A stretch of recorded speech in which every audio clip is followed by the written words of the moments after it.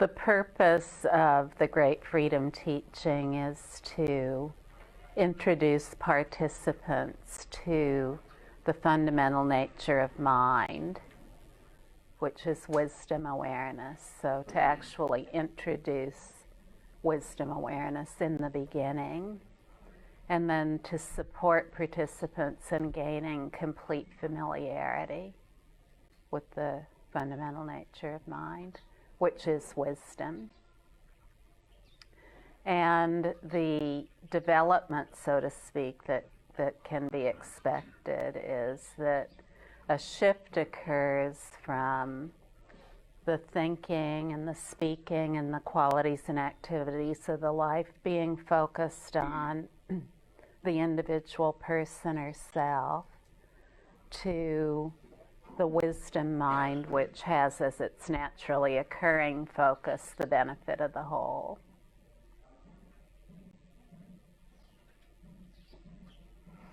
And in the Great Freedom teaching, this comes about swiftly, so it isn't a long, drawn-out process.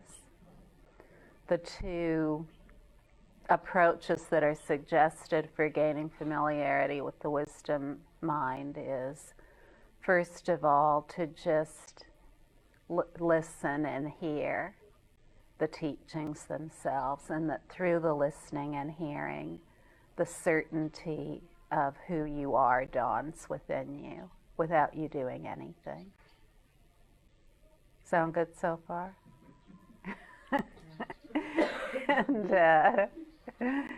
And the other is that if things come up that's in your thinking or your emotions that seem challenging and distracting from the awareness that is at the basis, to rest as that awareness rather than being distracted by what appears.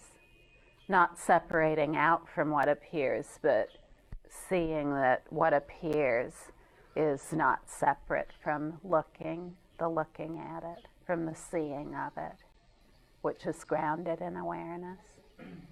So very simple, very straightforward, very easy, nothing to do.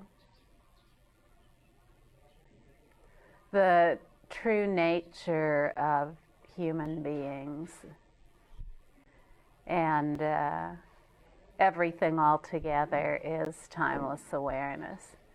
The wisdom nature of all appearances, that this is the true nature of everything. So it's not something that's a destination, it's already so. But for many people, there's no knowledge of that. There's no knowledge of that whatsoever. Most of us are born and then we learn we are somebody and we have to look out for ourselves, and that we need to use our thinking and speaking and the qualities and activities of our life to take care of this special somebody. And so then we go about that. Our thoughts most of the time are about us, even if they're about the welfare of others. Sometimes it might be more about making ourselves feel better by benefiting others. And then the speaking is about this self as well, and the qualities and activities of the life are about the personal self as well. But all the time within us is our naturally occurring wisdom identity, which is the true identity of all human beings. Identity is just a matter, for most of us, of what is learned. So we learn about a certain identity that we have, and then we support ourselves, we think, by thinking that we are that identity, whatever it is. The history of our thoughts, emotions, and experiences. Most of us consider that to be our identity. And be that as it may, the identity that underlies all those other concepts of identity is wisdom. So the wisdom is the basis of all appearances. No matter what word is spoken or written, that word is completely empty, like sky. words in and of themselves have no independent nature. They can't be traced back to having a nature that is fundamental to themselves, whatever they are. So we could mention any word, whatever it is: I, me, mine, dog, cat, house, tree, ocean, sky, earth, fire, air, water. None of these can be traced back to any independent thing about them that shows that they exist in their own right.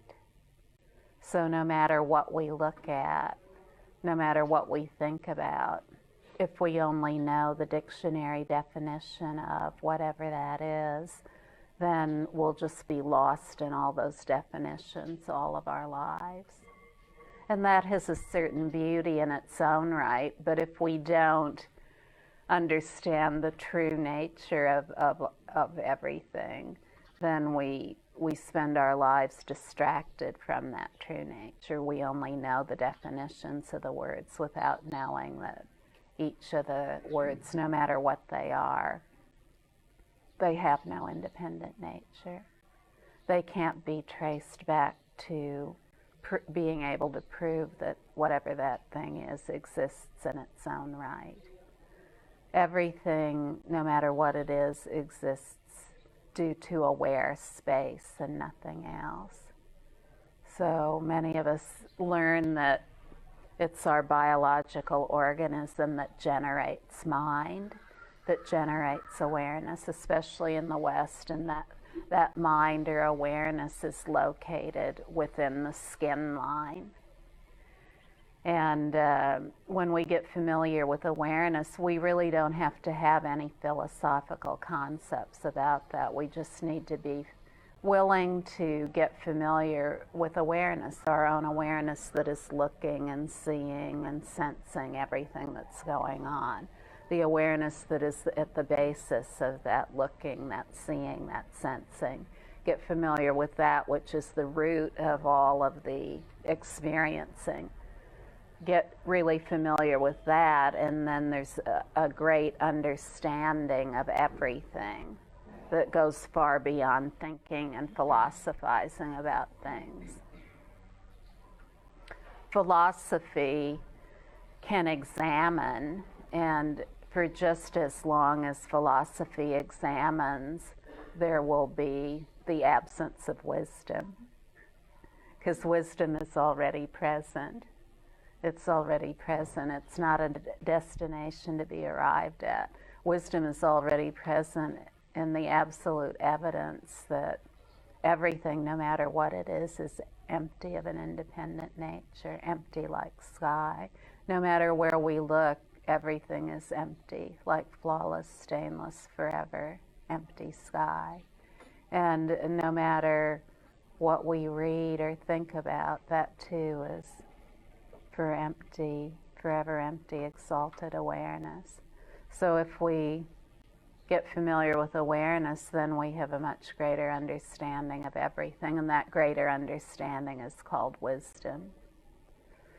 Plus, we also have a completely relaxed and carefree attitude about life and living and all our endeavors, no matter how high energy or low energy they may be. We can sit all day by a river or be CEO of a corporation, and whatever the life is, it's a life that is carefree and very laser-like in its ability to provide benefit wherever it moves. So these are some of the things that are very important here.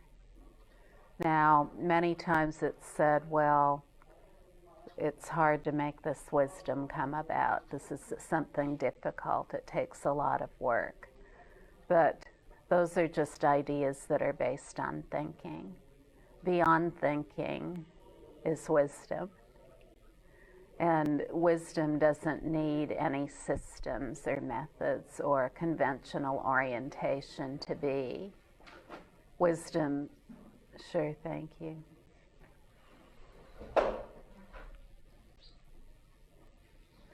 wisdom is simply so without any doing, and that wisdom is already present just as the natural ease of mind that is beyond thinking.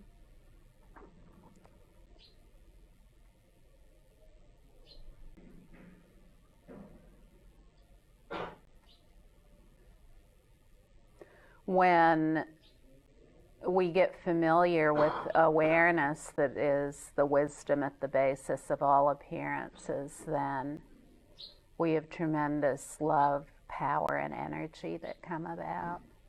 Love, power, and energy that isn't available through thinking, isn't available through doing. It's just naturally present without doing anything.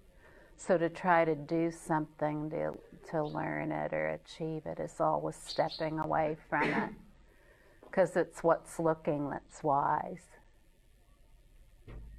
It's what's looking, it's not a destination.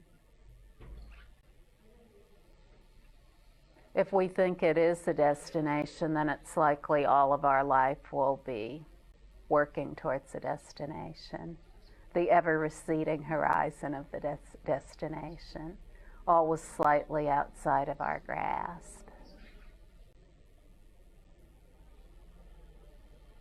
It's like hanging a gold ring out in front of us that's attached to our head and saying, oh, I'm going to get that gold ring. I know I'm going to get it. When it's already attached to us. It's the basis of what we are. It doesn't need to be gotten anywhere else. No one else has it and is going to give it to us. It's already present within us, and no one else can confirm it for us or refute it either. We're the only ones who know where we are in terms of being completely free of everything that appears. The thinking mind is very troubled by what appears or attracted to it, one of these two. And then these two, the troubling or the attraction, are what governs everything about life. So we look here and we either like it or we find it troubling. If we find it troubling, we look away. If we find it attractive, we run towards it. And this is the case too with our thinking. If we're troubled by it, we try to do something about it, either avoid it or replace it with some other kind of thinking. And emotions the same. If we're troubled by them, we try to avoid them or replace them with some other emotional state. When we just relax the mind completely, then there's nothing troubling in it. The mind is clear light, and everything that appears within it is clear light. It's empty of any kind of independent nature. No matter how we've described what appears, whether it be a thought or an emotion, as troubling or attractive or whatever it is, they're all entirely equal. There's no thought that is not equal in being the clear light of the wisdom mind. So with knowing this, it's easier to relax. This idea that some thoughts are good and others are bad is just a conventional belief. That's all it is. And in fact, it's a very primitive belief. We could even call it superstitious. So when we have this belief, then we spend all of our energy sorting all these thoughts and emotions, trying to get more good ones and less negative ones, when all the while they're all completely equal and there's nothing that needs to be done about them, because no matter what they are, they have no independent nature and will vanish in and of themselves like a line drawn in water. So there's absolutely nothing whatsoever that needs to be done about them. If we try to do anything about them, then we spiral into conventional thinking and conventional ways of doing things that are completely absent of true wisdom. True wisdom. We might have some practical wisdom, ordinary, everyday wisdom once in a while, but that isn't true wisdom. True wisdom is very important because it allows us to relax, just relax into the true nature of the mind. And in that relaxation, there's no struggle. There's no struggle with anything. And when there's no struggle with any of our own inner appearances, our life becomes effortless and easy. It's just relaxed and carefree in every moment. And we gain trust in that, we gain indwelling confidence that shows us that we don't need all this thinking about everything in order to arrive at decisions, that it's really the relaxed nature of mind, the totally restful mind, that is the best basis for everything. In other words, it's the best basis for arduous intellectual activity. It's the best basis for relaxing by the river. It doesn't matter what we're doing. It doesn't preclude anything. In other words, it doesn't need to change anything at all. Whatever our own circumstances are, they're the perfect circumstances for realizing wisdom mind. If we think we need to change our circumstances to realize wisdom mind, then it's unlikely that we'll ever get to know wisdom mind, because wisdom mind is already present. And it's present as all circumstances, all appearances. So appearances, if they're attempted to be modified or changed in any way, then it's difficult to relax because we're so busy with all that activity of trying to change everything. Our thoughts, our emotions, our experiences.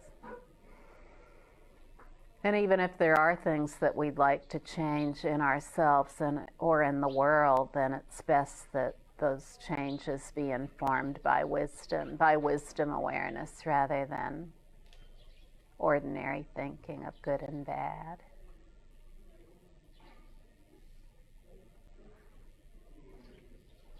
There's really nothing to think about.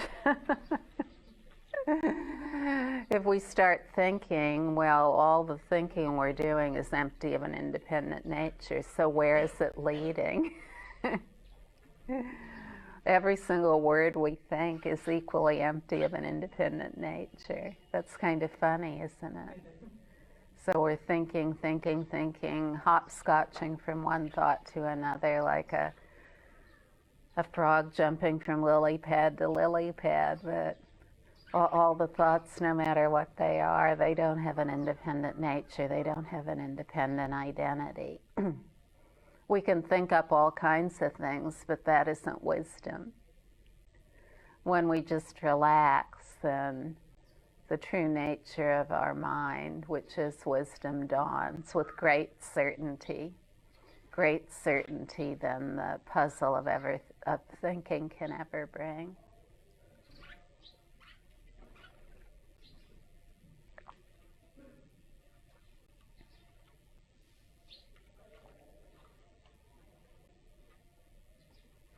All words, no matter what they are, their meanings, descriptions, are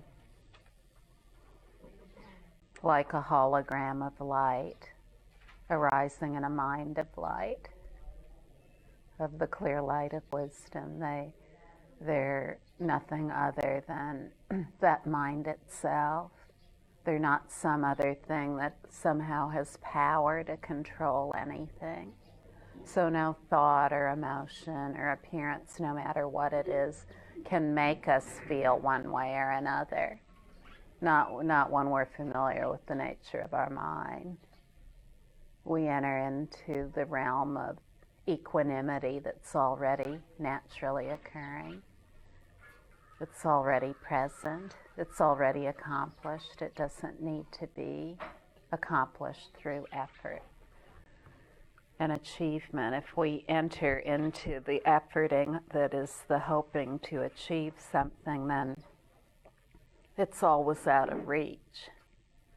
And wherever there's hoping to achieve something, then there's fear that that won't be achieved. So here we, by introducing naked awareness in the very beginning, there's no need to continue to seek.